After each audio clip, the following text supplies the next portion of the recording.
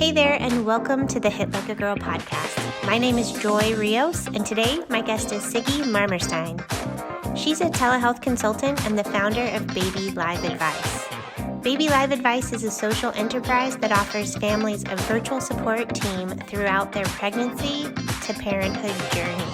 And her work helps to improve outcomes for both moms and babies around the country. I learned lots in this conversation and think you will too, so let's take a listen.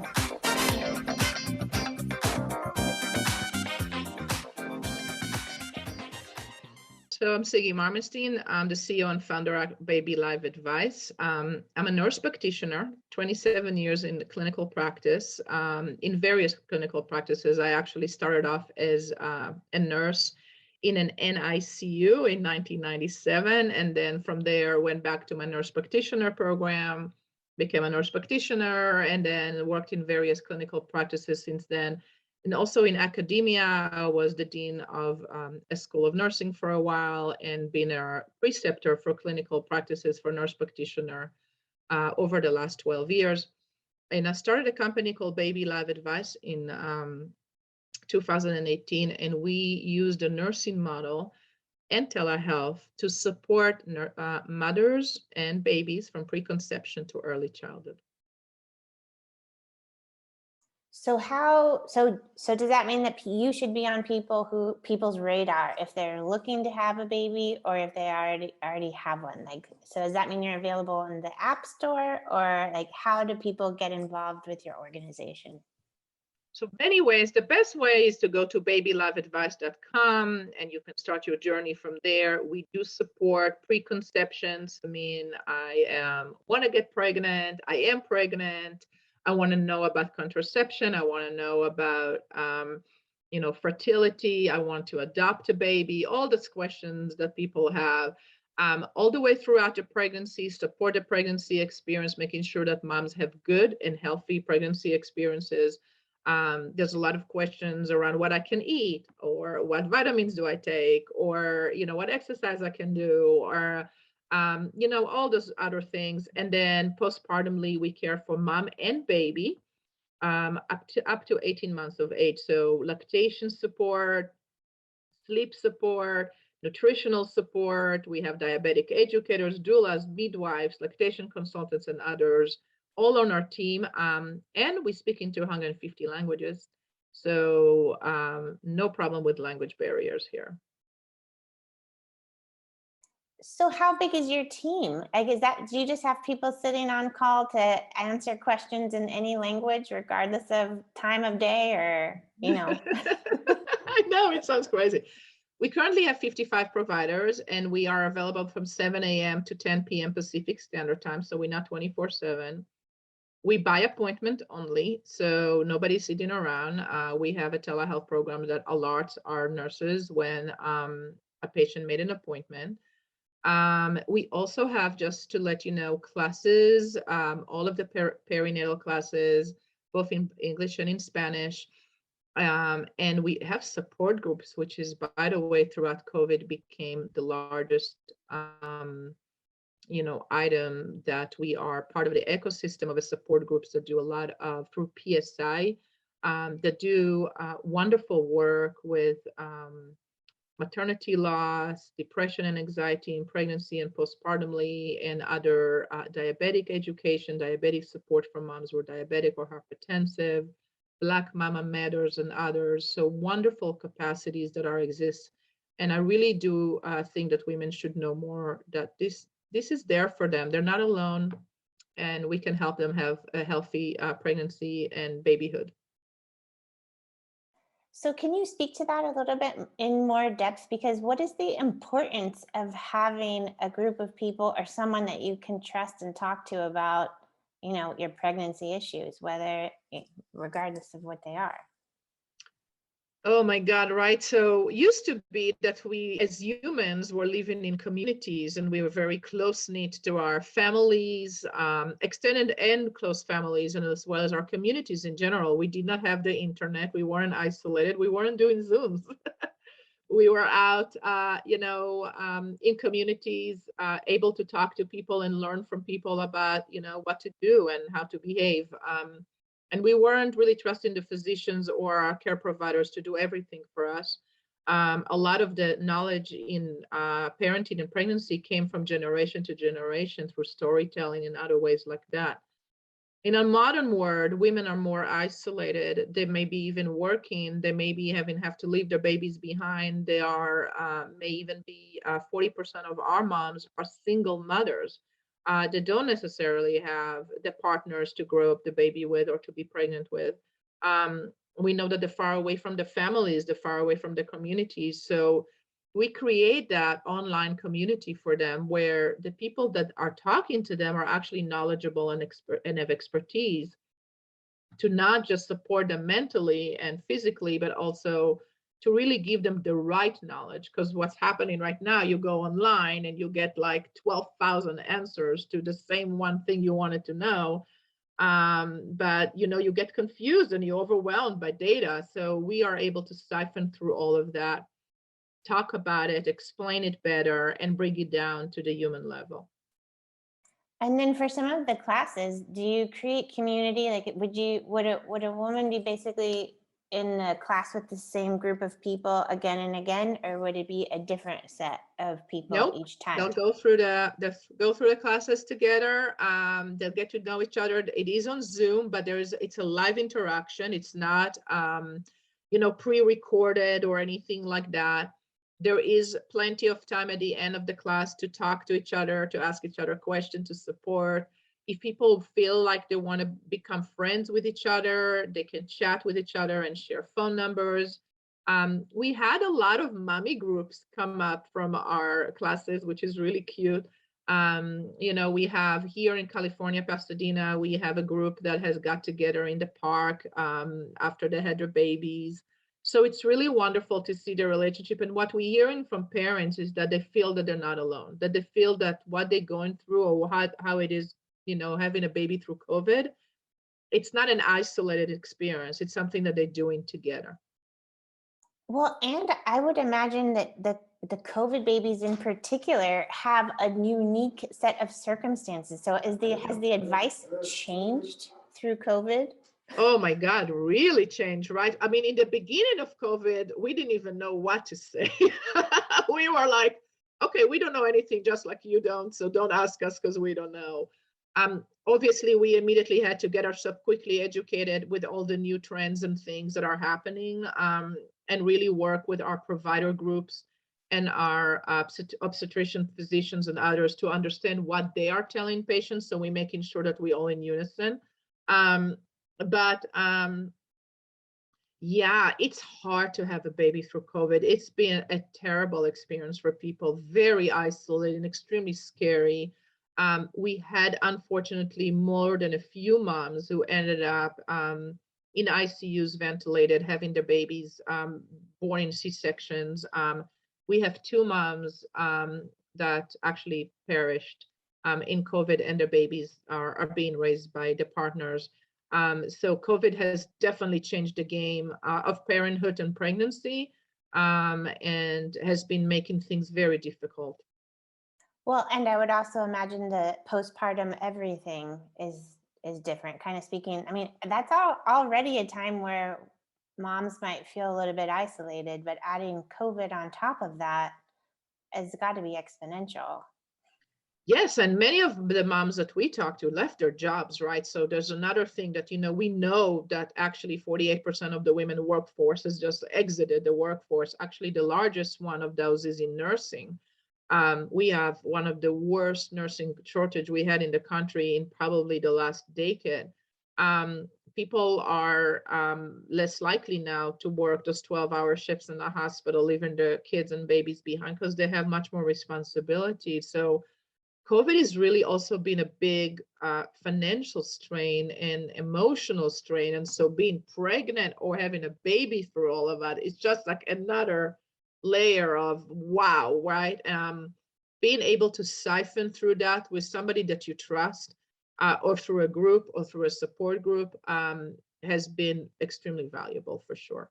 And I would imagine even the vaccination conversation is different for people too, just as because when concerning vaccinations like there was the question at first, if I'm pregnant, should I get vaccinated? Right. And also, like, children up to a certain age aren't qualified to get the vaccine. And so Right. I imagine there's a little bit of safety issues for a lot of new parents, because even though they may feel safer opening up and getting out into the world, their kids at home are still potentially at risk. Yes, and that's, by the way, we stayed a little bit away from the vaccine, controversy. When people ask us, should I get vaccinated? We say you should get educated about the vaccine. Learn what you need to know, read what you need to read. We'll tell them the information, but we will not say yes or no. We will say, let's educate you. The way to really change health behaviors in human is to give them the information they need to know in order to make their own decisions. We all need to just make our own decision. We should never be coerced or pushed or intimidated into a decision making, right? So we really seen a lot of the controversy in the anti-vax versus yes-vax. Pregnancy has definitely brought that to a light. What we do is inform people, but we ultimately give the decision to them. That seems about the best thing that you could do, and at least helping people get the information that if they have fears or concerns, that they can at least get their questions addressed Answered. and Right. answered. Right. Right. So on your website, now babies come with instructions. Can you tell me a little bit more about that? So, we have instructions and pamphlets and books for everything, right? We have YouTube literally for anything. And by the way, there are a lot of great YouTube videos about how to watch your baby, for example. But then that's the only one thing that doesn't come with instructions is pregnancy and parenthood. How do you do this, right? So back in the day when I was had my kids, which was 22 years ago, we had What to Expect When You Expect It. And literally that was the only book. My mother-in-law speaks about Dr. Spoke, which was the only book when she was raising her children. But there are, in fact, it's not true that there isn't any information about this, but the information is too wide and far between, and people cannot siphon through it. So we're now trying to do this. Let's give you the instruction that you need to make sure that your pregnancy is healthy, that your parenting is the right kind of parenting. Unfortunately, abuse, neglect, and mental health issues are on the rise. This is an opportunity to also curve that a little bit by giving people the right information at the right time. So that's what BabyLiveAdvice does. That's great. So, and are there also, genuine question, do you have interventions? Because I'm sure you have so much interaction with new moms that if you're starting to see any abuse or neglect or mental health issues, that you can support them in some form or fashion? Yes. So one thing about BabyLiveAdvice, we're not a medical practice. So we don't do anything in medical care. We do not prescribe medication. We not diagnose or treat anything.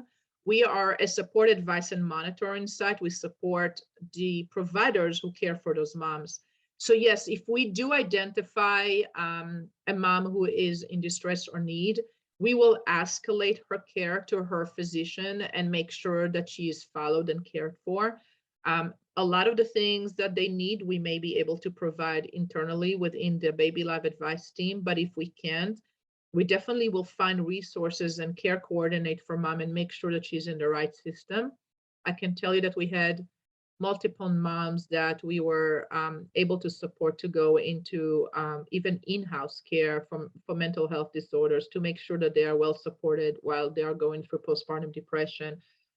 Those moms in the past, if they didn't have this kind of services, could be suicidal, homicidal, and so this is an important issue. And 1 out of 7 women in the United States are suffering from postpartum depression. This is a massive amount of women.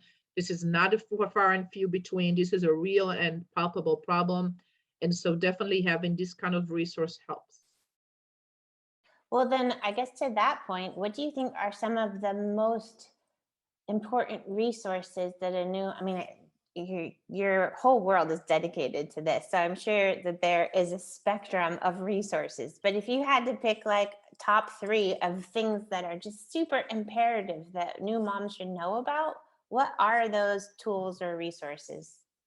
So definitely the suicide call line or depression call line, PSI, Postpartum Support International, their website, their support groups, their care providers are just incredible.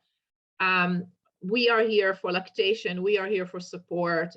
Definitely, that's another place to go. And then I think that the most important thing that the tools that moms has to know is to reach out.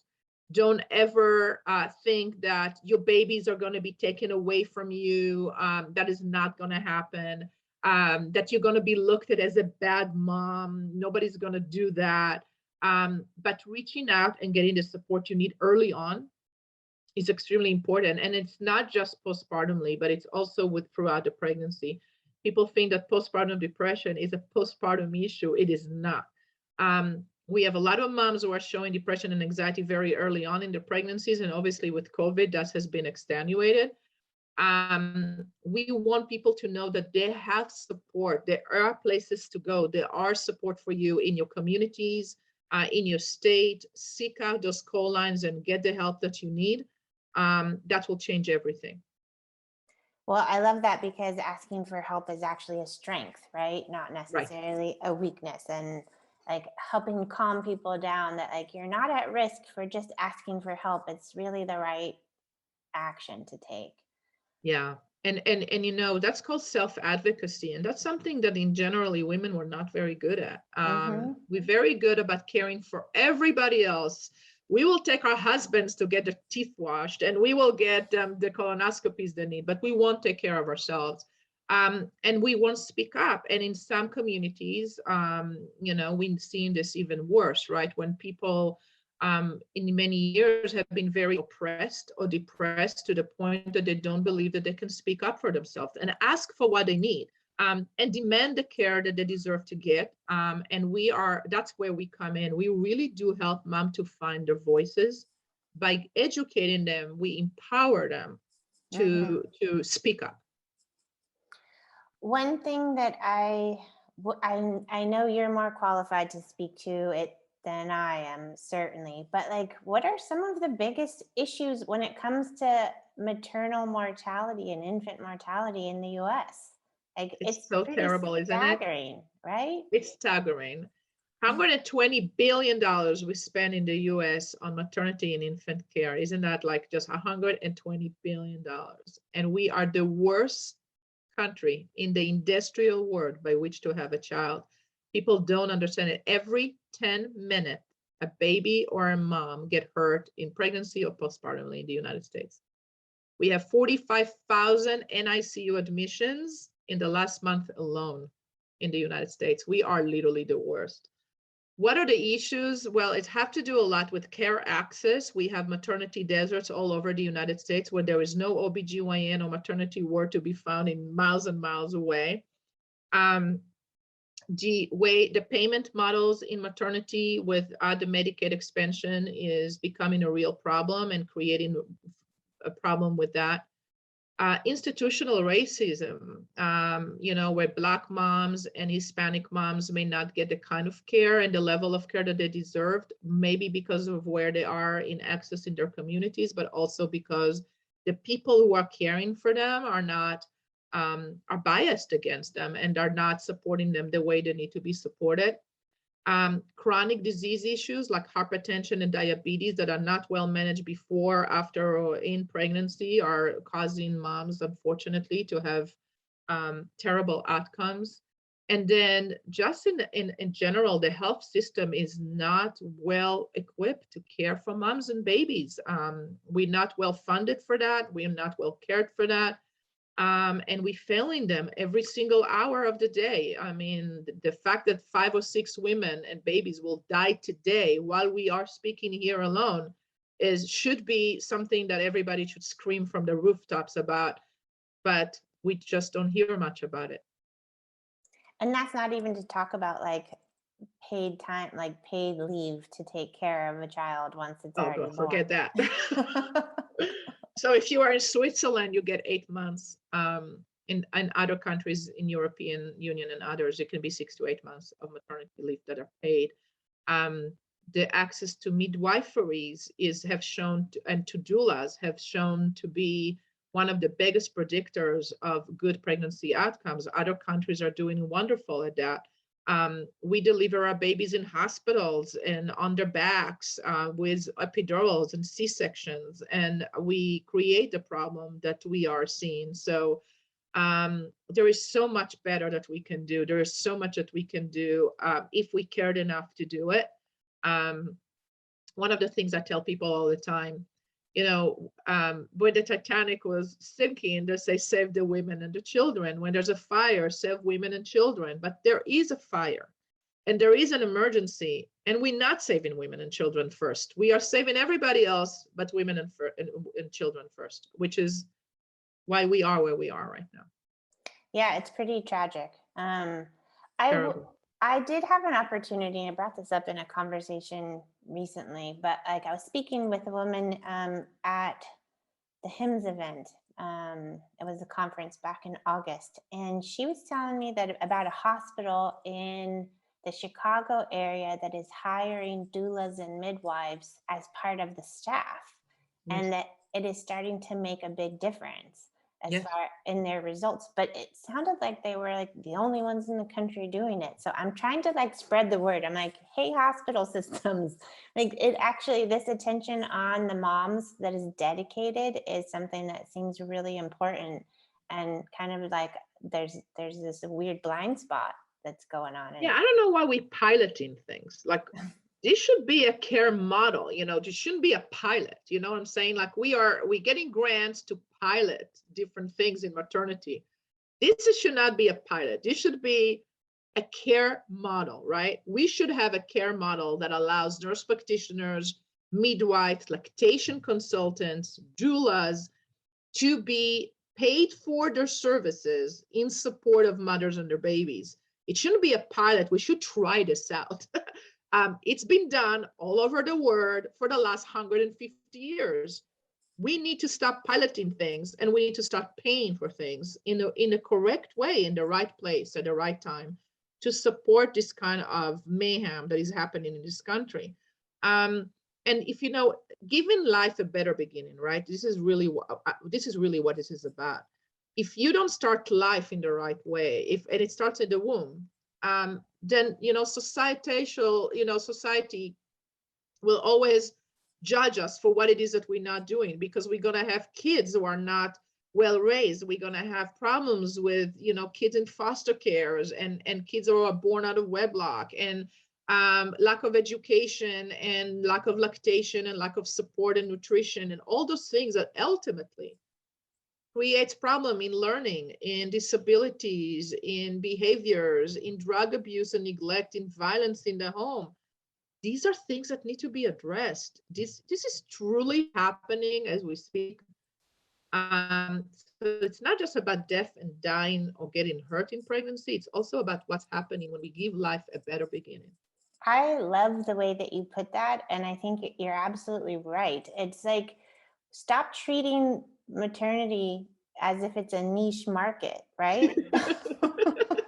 Yeah, it's a niche. I love that. I love that what ventures tell me this all the time. It's a niche market. I said, it's a niche market.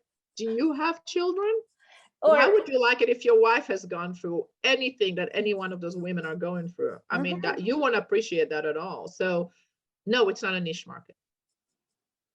All right. Well, can we take a moment to learn a little bit more about you personally, if you don't mind? Sure. I'm asking everybody. Did you know what you wanted to do when you were 10 years old? Do you think 10-year-old you would be surprised at where you are right now? My 10-year-old would not be surprised where I am right now. I thought I was going to be a veterinarian. So I always wanted to be a veterinarian, and I ended up going to veterinary school at UC Davis, just to let you know. And then at the time that I was at school, I visited a friend who was at the time suffering from AIDS, and noticed that the nursing care that he was receiving was just tremendous. And I'm like, I do not want to take care of animals. I want to take care of human. And switched my major into nursing school. So my 10-year-old will probably be very proud of me right now. Good. That's great. That's great to hear. And then, so do you feel happy? I mean, it sounds like it wasn't necessarily linear, but perhaps your journey has been pointed in a particular direction, even if you've cha-cha'd a little in one direction or the other. Yeah, definitely helping other people has definitely always been my thing. Even as a kid, as a child, I always gravitated towards that. So the greatness of doing what I'm doing right now is that instead of helping one person at a time, which I did when I was a nurse, I'm helping thousands of people at a time, and that gives me massive gratification. I would imagine you sleep well at night, but you also wake up feeling like there's still plenty to do in the morning. Oh yeah, yeah. There's it doesn't end. No, no, it doesn't end. Well, I'm also asking folks, like, if you had advice to give, imagine your teenage self, a teenage version of you. What advice would you give to her? Well, I have teenagers. I have 3 boys who are teenagers at home, and the advice that I give to them is always stay true to yourself, right? I mean, know what you want, know how you're going to go achieve it, and just go after it. Nothing is unachievable. It's just a matter of efforts and time. But that's what I always tell my kids, and that's what I always tell young people that I see. Don't ever deter from following your dreams. Yep. And your dreams should scare you. If they're not absolutely. scared. She'll terrify you, in fact. Yeah. You should have that question of like, can I do this? And then have to overcome it. Exactly. Agreed. Well, Sigi, is there anything else that you'd like to add that I haven't pulled on? Is there anything that's like burning in your heart that you want to talk about? Well, women entrepreneurship, I think, and nurse entrepreneurship is very dear to my heart. I think that nurses and healthcare providers should always be the leading of new care models in the United States. They are the one who knows it. They are the one who understands it. It's scary to be an entrepreneur. It's one of the hardest work I've ever done. I thought raising my kids was hard, and then that was terrible and hard, but or going to nursing school or going to my master's program was hard, or being a nurse in the ER was hard. This is nothing like it. So entrepreneurship is amazing and hard, but very gratification for me. And I really want to encourage more women specifically, and more nurses specifically, to look into their dreams and find entrepreneurship and do and go after what they see is wrong in the world and try and solve it.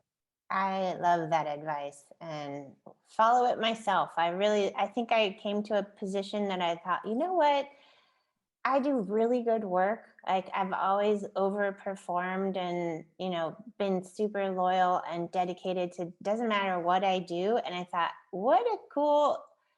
how about if I switch my thinking around and actually make that investment in myself instead of somebody else's big dream? Right.